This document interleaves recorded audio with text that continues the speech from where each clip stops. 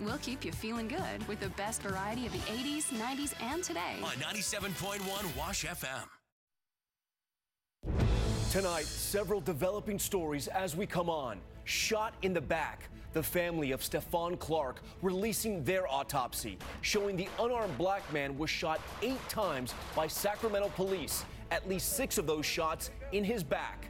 Not guilty, the wife of the Pulse gunman, Omar Mateen, cleared in court. Why the jury decided she had no connection to the nightclub massacre. More trouble for the president's cabinet. What ABC News has learned about the EPA administrator, Scott Pruitt, the sweetheart real estate deal involving the wife of an energy lobbyist, and a 911 call. A senior White House official calling the situation beyond frustrating. Plunging to Earth, the space junk crashing towards the Earth's atmosphere. We have new timing for that possible strike. And what are the chances someone gets hurt? The breaking news out of Hollywood, Arnold Schwarzenegger undergoing emergency surgery. And his miracle on ice. The accountant pulled from the stands, called in to play professional hockey. How he saved the game. This is ABC World News Tonight with David Muir. And good evening. Welcome to World News Tonight. I'm Tom Llamas, in for David. And we begin with the results of a private autopsy on Stephon Clark, the unarmed black man fatally shot by police in Sacramento. An infrared camera and a helicopter, you see it there, showing Clark running through his neighborhood into his grandmother's backyard. A police body cam then recording officers firing 20 times. Tonight, that new autopsy revealing that Clark was struck 8 times, including 6 bullets to his back. The police had said they fired at Clark because he was charging towards them. That new autopsy now raising doubts about that claim. ABC's Kana Whitworth starts us off from Sacramento. Tonight, an independent autopsy commissioned by the family of Stephon Clark revealing the 22-year-old may have been shot 8 times during a police encounter that has sparked days of protests. Each one of these bullets independently possessed a fatal capacity. The examination was performed by pathologist Dr. Bennett Amalu, famous for his studies of chronic head trauma in professional football players. He says the findings suggest that Clark was standing sideways when the first shot was fired. And the injuries made him shove him around, and he turned around, and his back was facing the officers. The family's autopsy claiming 6 bullets hit Clark in the back and a 7th to his side. Show me your hands! Gun! Police fired 20 rounds at Clark, who was unarmed, while they were responding to a report of vandalism. The Sacramento Police Officers Association has defended the actions of the officers, calling them justified, saying Clark took a shooting stance and pointed an object at the police officers. What they later found was a cell phone. After the shooting, police body cam video showing officers waiting nearly 6 minutes for backup before performing CPR. Had the officers not waited nearly 6 minutes to give him medical attention, do you think Stephon would still be here today? Whether you're fatally wounded or not, you should receive immediate and timely medical and surgical intervention. And Kana joins us live now. Kana, the lawyer for the Clark family, says these findings throw the police account into dispute. Yeah, Tom, so the police account is that Clark was moving towards them, but the Clark family lawyer saying tonight that this autopsy proves that narrative to be inaccurate. Now, police not commenting on today's finding as they await the official report from the county coroner. Tom? Kana Whitworth for those new developments tonight. Kana, thank you. And there is breaking news in the deadly police shooting of Alton Sterling in Baton Rouge. Tonight, police releasing new and sometimes graphic video of the encounter that led to that fatal shooting, and the department taking action to discipline those officers. ABC's Steve Osunsami is there in Baton Rouge. After nearly 2 years of holding on to these violent images, Baton Rouge police late tonight are releasing every frame they have of the arrest that led to the death of Alton Sterling. Security videos from the corner store where Sterling was killed in July of 2016 show how he was in front of the store selling homemade CDs. These pictures are from Officer Salamoni's body cam. Officers Howie Lake and Blaine Salamoni arrive, responding to a 911 call that Sterling was threatening someone with a gun. For the first time, we're seeing what happens before Sterling is killed. It gets physical fast. Sterling is hit with a stun gun and gets back up. You see Officer Salamoni react and tackle him to the ground. At one point, Sterling says he has a gun, and Salamone hears this as a threat. He shoots and kills Sterling seconds later.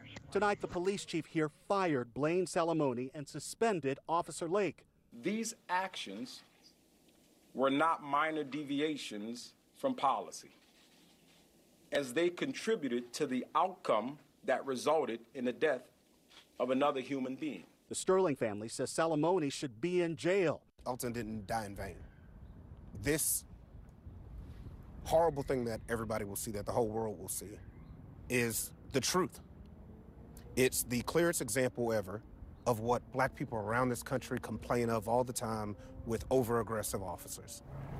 All right, Steve Osunsami joins us live now from Baton Rouge. And tonight, Steve, the chief of police there with a message to try and help calm the tension with some residents.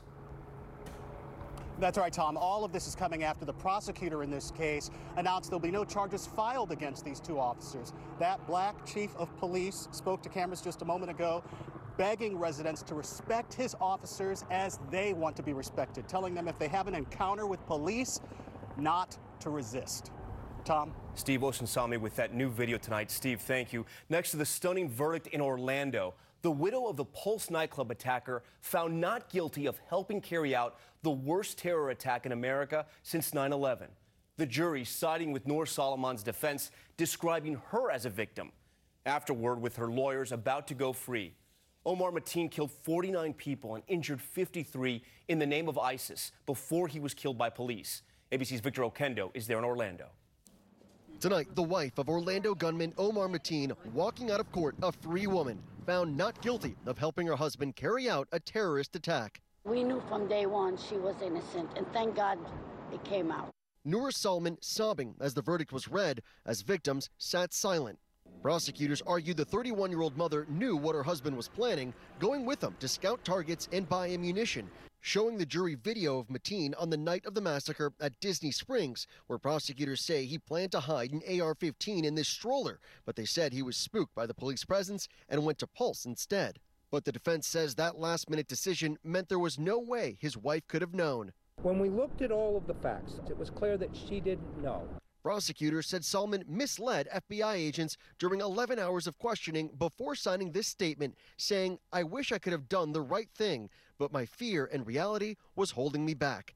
But her statements were not recorded in that interrogation without a lawyer. In the end, jurors were swayed by the defense, who argued Salman was easily intimidated, an abused wife, and simple-minded woman with a low IQ. Outside Pulse nightclub today, some of those who lost loved ones gathering to voice their disappointment with the verdict. One of the things that I wanted today was some sense of closure. You didn't get that? No, I don't have that. I'm here outside Pulse nightclub, flat out angry with the outcome, but tell me, now that the trial's over, it's time to move forward. Noor Salman is expected to return home to California, where she will resume life with her son, who's now 5 years old. Tom? Victor Oquendo for us tonight. Victor, thank you. Let's turn now to politics and the new controversy surrounding EPA Chief Scott Pruitt. This time over an apartment he rented from the wife of a top energy lobbyist. Pruitt is already under fire for lavish travel spending. A senior White House official calling the developments, quote, beyond frustrating. And tonight, ABC News has learned a member of Pruitt's security detail had to break into that apartment when they couldn't reach him. ABC's Mary Bruce with the exclusive details. Tonight, the White House is facing new questions about an alleged sweetheart real estate deal for EPA Administrator Scott Pruitt, already under scrutiny for lavish spending. This appears to be way, way over the line. I mean, ethical blindness taken to the next degree. And I wish it were a surprise, but it's not. When he first moved to Washington, Pruitt lived in this apartment. The owner, the wife of a personal friend, a top energy lobbyist who has multiple clients doing business with the EPA. Pruitt reportedly paid $50 a night to rent only one room in this two-bedroom apartment, far under market value. Similar apartments go for $6,000 a month. But sources tell ABC News he used the entire unit and that his daughter, a White House intern at the time, stayed in the other bedroom, free of charge. In a statement, the EPA's senior ethics official says she did not conclude that this is a prohibited gift at all. It was a routine business transaction and permissible, even if from a personal friend. And the lobbyist tells us he's had no direct contact with the EPA. And now ABC News has learned of this bizarre incident at the apartment last year. I need an ambulance, please.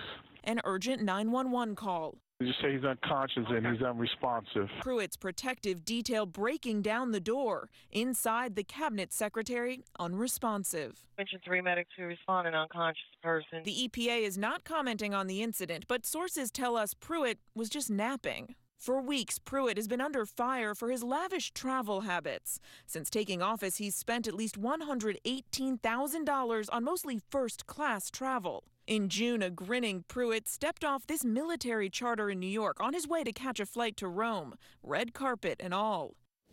And Mary joins us now from outside that apartment building. And Mary, taxpayers are going to have to cover the repair to that door. Could this all be a breaking point for Pruitt? Yeah, Tom, the EPA has had to pay back the cost of this knocked down door. And we've heard from one top White House official who is clearly frustrated with these growing questions about Pruitt, suggesting this could put a target on his back. But we also know that Pruitt is one of the president's favorites. And tonight, so far, no word of what Trump makes of these growing questions. Tom? We'll have to wait and see. Mary Bruce with that exclusive report tonight. Mary, thank you. Next to those mounting tensions between Russia and the U.S., tonight, the Kremlin announcing the test launch of a new intercontinental ballistic missile called by critics Satan II. Are they risking a new arms race? ABC's chief global affairs correspondent Martha Raddatz joins us now from Washington. And Martha, that new missile test comes as 2 Russian planes are standing by, ready to take off with expelled diplomats back to Moscow.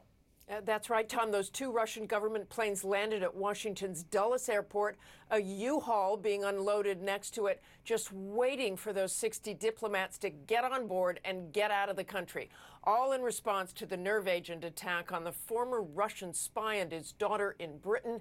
And in Moscow, retaliation. It is 60 Americans being sent home. This as Russia released video of the test launch of a powerful new generation of nuclear intercontinental ballistic missiles. But ABC News has confirmed that President Trump warned Vladimir Putin earlier this month in a phone call, if you want to have an arms race, we can do that, but I'll win. Nothing we want to think about, Tom. Strong words from the president there. All right, Martha, thank you. Next, more advertisers pulling away from Laura Ingram's Fox News TV show after she mocked Parkland school shooting survivor David Hogg for being rejected by several colleges. Ingram has apologized to Hogg, but some advertisers are still holding her to account. Here's ABC's Lindsay Davis. Parkland High School survivor David Hogg says the apology from Fox News anchor Laura Ingram is too little too late. I will only accept Laura's apology when she apologizes to all the individuals she's hurt in her professional career. The 17-year-old turned national voice for gun laws. We say no more. First appeared on Ingram's show on the night of the Parkland shooting. There's a serious issue in this country that we all need to face.